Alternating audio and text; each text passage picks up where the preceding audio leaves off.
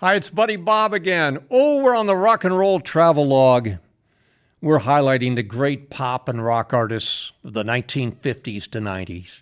We're still in Manhattan today. You know, we're walking, so I don't have my chauffeur's cap on, and I can't bring myself to wear a New York Yankees cap. They're my least favorite of all sports teams, so I'm just wearing this simple little cap. I hope you don't mind. So Lower Manhattan today, we're going to head into the Village, Greenwich Village. It's in Lower Manhattan on the eastern side of the island. And right on the edge of the Village is 21 7th Avenue. Now, this is what was known as the 7th Avenue Club. It was primarily a jazz club at the time. No longer exists, as you can see by the sign on the building. But this is where a young Whitney Houston was seen by an A&R man for Arista Records. A&R is Artist in Repertoire, effectively a talent scout.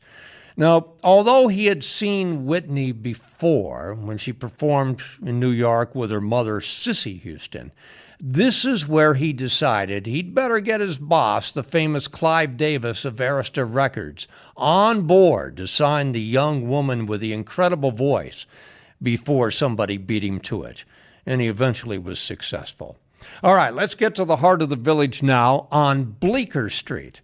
This is Cafe Figaro, which has been around since the late 1950s, still exists today at 184 MacDougal at Bleecker. Pat Benatar played here in her early days. She, at the same time, was playing at a well-known club on the Upper East Side called Catch a Rising Star, and the owner there eventually became her manager. This club, of course, would feature up-and-coming comedians and musicians, hence Catch a Rising Star. Billy Crystal, Robin Williams, Ray Romano, Seinfeld, many more comedians. And an interesting read is Punks, Poets, and Provocateurs, New York City Bad Boys, 1977 to 82, by Marcia Rednick, about the club that no longer exists, Catch a Rising Star.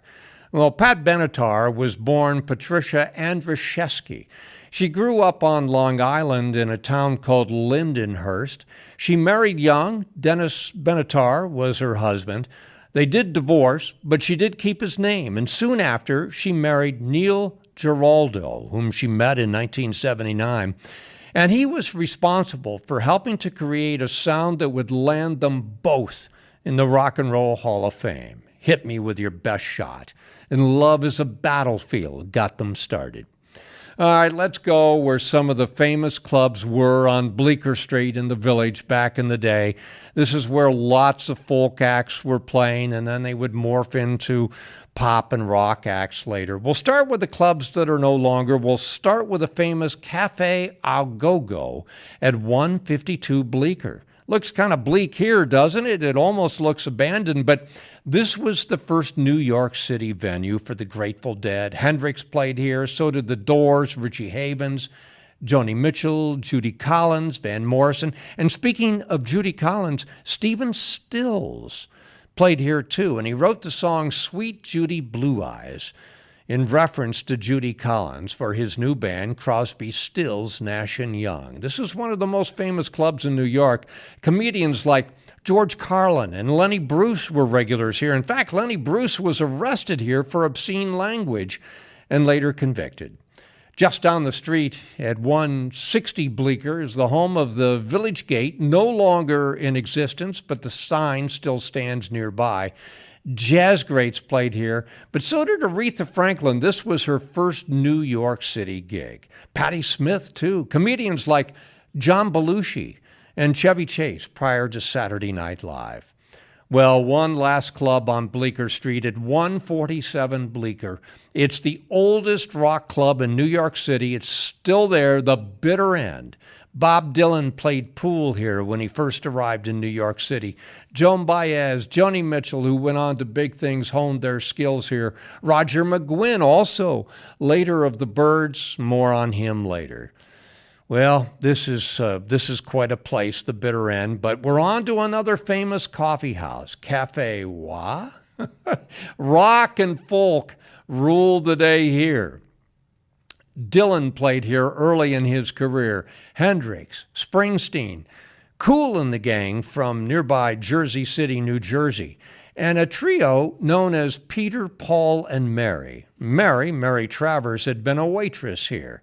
Comedians like Joan Rivers, Richard Pryor, Woody Allen, and Bill Cosby all played here. The magnificent venue located at 115 McDougal Street in the Village.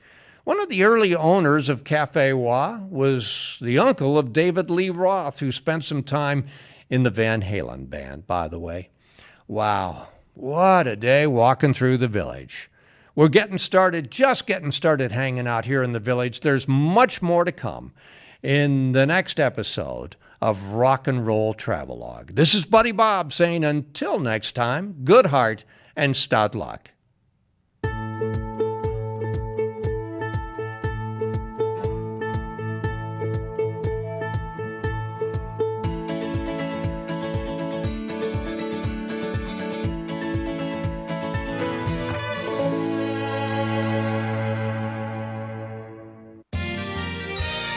You are watching WCTV, Wadsworth Community Television.